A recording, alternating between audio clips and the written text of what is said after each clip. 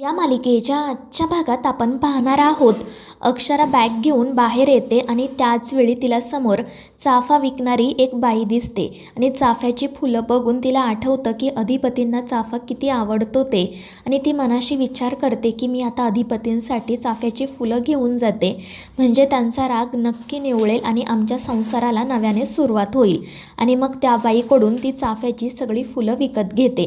तितक्यात मग बाबासुद्धा रिक्षा घेऊन त्या ठिकाणी येतात आणि आईसुद्धा अक्षराने अधिपतींसाठी जे गिफ्ट बनवलेलं असतं ते घेऊन बाहेर येते आणि मग त्यानंतर अक्षरा त्यांचा निरोप घेऊन तिच्या सासरी जाण्यासाठी निघते।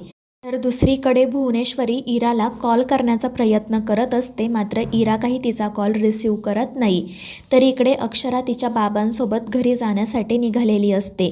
चाफ्याची फुलं बघून बाबा विचारतात की ही फुलं कोणासाठी आणि त्यावर अक्षरा सांगते की अधिपतींसाठी, त्यांना चाफ्याची फुलं खूप आवडतात आणि ते ऐकून बाबा हसतच म्हणतात की या फुलांच्या सुगंधामुळे त्यांचा राग नक्कीच जाईल आणि त्यावर अक्षराही हो म्हणते। तर दुसरीकडे अधिपतीसुद्धा अक्षराच्याच घरी जाण्यासाठी निघालेला असतो। त्यानंतर इरा घरी जाते। ती आईला विचारत असते की खरंच ताई पुन्हा तिच्या सासरी गेली का आणि त्यावर तिची आई सांगते की हो। तर इरा रागातच म्हणते पण कशासाठी, तिचं भांडण झालं आहे ना, मग तिला इथे राहता येत नव्हतं का। तर आई तिला समजावत असते की अगं असं कसं म्हणतेस तू, तिला तिच्या सासरी परत जायला नको का। मात्र इरा म्हणत असते की अधिपती जेजूंनी तिला घराबाहेर काढलं ना, मग तिथे जाऊन ही काय करणार आहे, ते लोक काय पायघड्या घालून हिचं स्वागत करणार आहेत का। मात्र आई तिला समजावते आणि शांत राहायला सांगते। मात्र इरा विचारत असते की किती वेळ झाला ताईला जाऊन, तर आई म्हणते की ती आत्ता पोहोचेलच आणि ते ऐकून इरा लगेच अक्षराला कॉल करते। ती कॉलवर विचारत असते की ताई तू परत का गेली, तू परत निघून ये, तुझं भांडण झालंय ना। आणि ते ऐकून अक्षरा म्हणते की अगं इरा असं काय बोलतेस तू, आणि तसंही माझं आणि अधिपतींचं भांडण झालेलं नाही आहे, भुवनेश्वरी मॅडममुळे त्यांनी मला घरातून बाहेर जायला सांगितलं। मात्र इरा म्हणत असते की तरीसुद्धा तू परत जायला नको होतं, तू परत आपल्या घरी निघून ये, आपण हवं तर संध्याकाळी फिरायला जाऊयात। मात्र अक्षरा म्हणते की मी असं काही करणार नाही आहे, मी माझ्या सासरी जाते आणि ती फोन ठेवून देते। त्यामुळे इरा काळजीत पडते, काय करावं तिला सुचत नाही आणि मग तितक्यात तिला भुवनेश्वरीचा कॉल येतो। ती आईला खोटं सांगते की निखिलचा फोन आहे आणि पटकन बाहेर जाते। भुवनेश्वरी तिला विचारत असते की कुठे आहात इराबाई, काय झालंय, आणि त्यावर इरा घाबरूनच सांगते की ताई तिकडे येण्यासाठी निघाली आहे, थोड्याच वेळात ती पोहोचेल, काय करायचं ते मला कळत नाही आहे। आणि ते ऐकून भुवनेश्वरीसुद्धा घाबरते।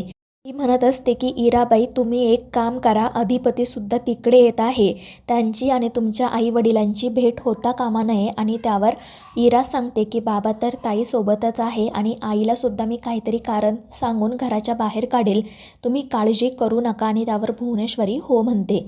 तर दुसरीकडे अक्षराला सतत तिने अधिपतीसोबत घालवलेले क्षण आठवत असतात आणि आपण कधी एकदा अधिपतीला भेटतोय असंच तिला वाटत असतं। तर दुसरीकडे इरा आईकडे जाते आणि तिला म्हणते की आई मला ना खरंच ताईची खूप काळजी वाटते, कारण तिच्यामध्ये आणि अधिपती जिजूंमध्ये सारखी भांडणं होत असतात।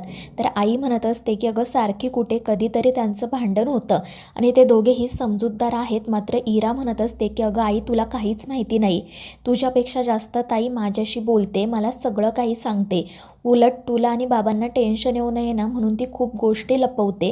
मात्र तिची आणि अधिपती जिजूंची ना खरंच खूप भांडणं होतात आणि तुला काय वाटतं त्या घरात त्या भुवनेश्वरी मॅडमसोबत राहणं सोपं आहे का, आपल्या ताईला किती ॲडजस्ट करावं लागतं। आणि इराचं असं बोलणं ऐकून आई काळजीत पडते। ती म्हणत असते की अगदी खरं आहे, त्या घरात भुवनेश्वरी मॅडमसोबत राहणं तर कठीणच आहे। तर इरा म्हणत असते की आपण ताईसाठी ना काहीतरी करायला हवं। तर आई विचारते की आपण काय करणार। तर इरा म्हणत असते की मी गुरुजींसोबत बोलली आहे, गुरुजींनी सांगितलंय की आज चांगला मुहूर्त आहे, तुम्ही पूजा करा, म्हणजे ताईचं ना सगळं चांगलं होईल। आणि ते ऐकून आई लगेच म्हणते की ठीक आहे, मग आपण लगेच पूजा करूयात, तू सुद्धा माझ्यासोबत मंदिरात चल। तर इरा म्हणत असते की तू जाऊन पूजेची तयारी कर, मला निखिलच्या एका नातेवाईकांकडे जायचं आहे, त्यांना तिळगुळ दिला की मग मी सुद्धा मंदिरात येईल। आणि ते ऐकून आई म्हणते की ठीक आहे आणि त्या लगेच मंदिरात जाण्यासाठी निघतात। त्यामुळे इरा खुश होते। दुसरीकडे दुर्गी भुवनेश्वरीकडे येत काय झाले ते विचारते। तर भुवनेश्वरी म्हणत असते की त्या सूनबाई इकडे येण्यासाठी निघाल्या आहेत, त्यामुळे आता काही करून मोठ्या मालकांना घरातून बाहेर काढायला हवं. नाहीतर जर त्या मोठ्या मालकांच्या समोर आल्या ना, तर मोठे मालक त्यांना घरात घेतल्याशिवाय गप्प बसणार नाही. आणि मग ती दुर्गीला एक प्लॅन सांगते आणि त्यावर दुर्गीसुद्धा हो म्हणत लगेच कामाला सुरुवात करते. तर इकडे अक्षरा तिचे आणि अधिपतीचे वेगवेगळे फोटो बाबांना दाखवत असते आणि अधिपतीविषयीच त्यांच्याशी बोलत असते. त्यानंतर दुर्गी आजींकडे जाते आणि आजींना असं सांगते की ताईने ना देवीला नवस केला होता तिचं आणि मोठ्या मालकांचं लग्न व्हावं म्हणून. त्यावर आजी म्हणतात की अगं पण कुठे लग्न झालं? तर दुर्गी म्हणत असते की अगं हो, आत्ता लग्न नाही झालं, पण कदाचित तो नवस पूर्ण केला तर पुढे जाऊन लग्न होऊ शकतं ना. त्यामुळे ना तू मोठ्या मालकांना घेऊन मंदिरात जा. ताईने असा नवस केला होता की जर तिचं आणि मोठ्या मालकांचं लग्न झालं ना, तर ती मोठ्या मालकांच्या हातून मंदिरात पूजा करेल. आता आम्ही तर काही मोठ्या मालकांना ही गोष्ट सांगू शकत नाही, त्यामुळे तूच मोठ्या मालकांना घेऊन मंदिरात जा. त्यांना मंदिरात पूजा करायला सांग, म्हणजे नक्कीच पुढे जाऊन त्यांचं आणि ताईचं लग्न होईल. आणि दुर्गीचं हे बोलणं ऐकून आजी तर विचारातच पडतात. त्या म्हणत असतात की अगं पण मोठे मालक माझं का ऐकतील? मात्र दुर्गी म्हणत असते की अगं ते तुझंच ऐकतील, ते तुला नाही म्हणू शकणारच नाही आणि तू तुझ्या लेकीसाठी एवढं करू शकत नाही का? आणि मग शेवटी आजी नाईलाजाने हो म्हणतात. तर दुसरीकडे अधिपती त्याच्या ड्रायव्हरची वाट बघत एके ठिकाणी थांबलेला असतो आणि तिथूनच अक्षरा आणि तिच्या बाबांची रिक्षा जाते. मात्र ते अधिपतीला काही बघतच नाही. तर इकडे दुर्गीने सांगितल्याप्रमाणे आजी मोठ्या मालकांकडे म्हणजे चारुहास सरांकडे येतात. त्या म्हणत असतात की चला आपण मंदिरात जाऊ, आजचा चांगला मुहूर्त आहे. असं म्हणतात की आज देवाकडे जे काही मागाल ना ते आपल्याला नक्की मिळेल. आणि ते ऐकून चारुहास सर म्हणतात की माझी तर फक्त एकच इच्छा आहे, लवकरात लवकर अक्षराने घरी परत यावं. आणि मग त्यावर आजी म्हणतात की ठीक आहे, मग आपण दोघेही मंदिरात जाऊ, तुम्ही देवाला साकडं घाला, पूजा करा, सुनबाई नक्की घरी परत येईल. आणि त्यावर चारुहास सर आनंदाने हो म्हणतात आणि मग ते दोघेजण घरातून बाहेर पडतात. त्यानंतर दुर्गी लगेच आनंदाने भुवनेश्वरीकडे जाते आणि तिला सांगते की ताई तू जसं सांगितलं तसं मी काम केलं आहे. मोठे मालक आणि आत्या दोघेही घरातून बाहेर पडलेत.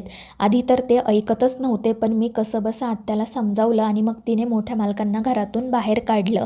आता आपण आपलं काम करू शकतो. तर भुवनेश्वरी म्हणत असते की आता सुनबाईंना मी या घरात कधीच येऊ देणार नाही, कारण जेव्हा त्यांनी माझ्या ओरावर पाय देऊन या घरात पाऊल ठेवलं होतं ना, तेव्हाच मी त्यांना सांगितलं होतं तुला शिकवीन चांगलाच धडा. तर दुर्गी म्हणत असते की ताई तूच जिंकणार, माझा पूर्ण विश्वास आहे. ती मास्तरीन परत या घरात नाही येणार.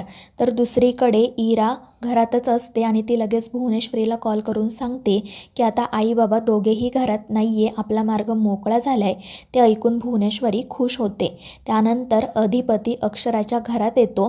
तर इकडे अक्षरा तिच्या बाबांसोबत अधिपतीकडे येते. मात्र भुवनेश्वरी तिला म्हणते की एकदा का बाईने घर सोडलं की तिने पुन्हा घरात यायचं नसतं आणि ते ऐकून अक्षरा चिडते. तर मित्रांनो, या मालिकेच्या पुढील भागांच्या अपडेट्ससाठी आपल्या चॅनेलला सबस्क्राईब करा.